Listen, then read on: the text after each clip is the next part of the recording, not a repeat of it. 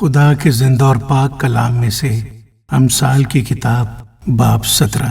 سلامتی کے ساتھ خشک نوالا اس سے بہتر ہے کہ گھر نعمت سے پر ہو اور اس کے ساتھ جھگڑا ہو۔ عقل مند نوکر اس بیٹے پر جو رسوا کرتا ہے حکمران ہوگا اور بھائیوں میں شامل ہو کر میراث کا حصہ لے گا۔ چاندی کے لیے کھٹالی ہے اور سونے کے لیے بھٹی، پر دلوں کو خداوند پرکھتا ہے۔ بد کردار جھوٹے لبوں کی سنتا ہے اور دروغ گو مفسد زبان کا شنوا ہوتا ہے۔ مسکین پر ہنسنے والا اس کے خالق کی اہانت کرتا ہے، اور جو اوروں کی مصیبت سے خوش ہوتا ہے بے سزا نہ چھوٹے گا۔ بیٹوں کے بیٹے بوڑھوں کے لیے تاج ہیں، اور بیٹوں کے فخر کا باعث ان کے باپ دادا ہیں۔ خوشگوئی احمق کو نہیں سجتی تو کس قدر کم دروغ گو شریف کو سجے گی۔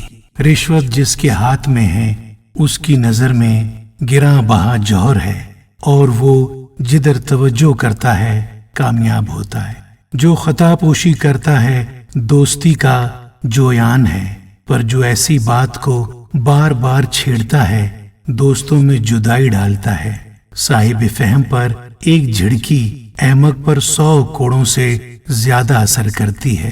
شریر محض سرکشی کا جویان ہے، اس کے مقابلہ میں سنگ دل قاصد بھیجا جائے گا۔ جس ریچنی کے بچے پکڑے گئے ہوں آدمی کا اس سے دوچار ہونا اس سے بہتر ہے کہ احمق کی حماقت میں اس کے سامنے آئے۔ جو نیکی کے بدلے میں بدی کرتا ہے اس کے گھر سے بدی ہرگز جدا نہ ہوگی۔ جھگڑے کا شروع پانی کے پھوٹ نکلنے کی مانند ہے، اس لیے لڑائی سے پہلے جھگڑے کو چھوڑ دو۔ جو شریر کو صادق اور جو صادق کو شریر ٹھہراتا ہے خداوند کو ان دونوں سے نفرت ہے۔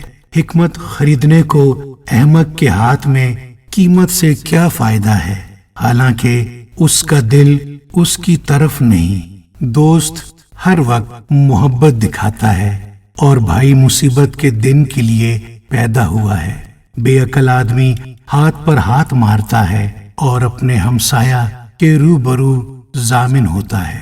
فساد پسند خطا پسند ہے، اور اپنے دروازوں کو بلند کرنے والا ہلاکت کا طالب۔ کج دلا بھلائی کو نہ دیکھے گا، اور جس کی زبان کج گو ہے مصیبت میں پڑے گا۔ بے وقوف کے والد کے لیے غم ہے، کیونکہ احمق کے باپ کو خوشی نہیں۔ شادمان دل شفا بخشتا ہے، لیکن افسردہ دلی ہڈیوں کو خشک کر دیتی ہے۔ شریر بغل میں رشوت رکھ لیتا ہے تاکہ عدالت کی راہیں بگاڑے۔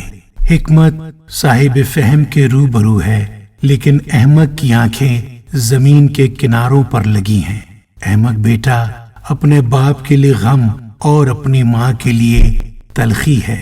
صادق کو سزا دینا اور شریفوں کو ان کی راستی کے سبب سے مارنا خوب نہیں۔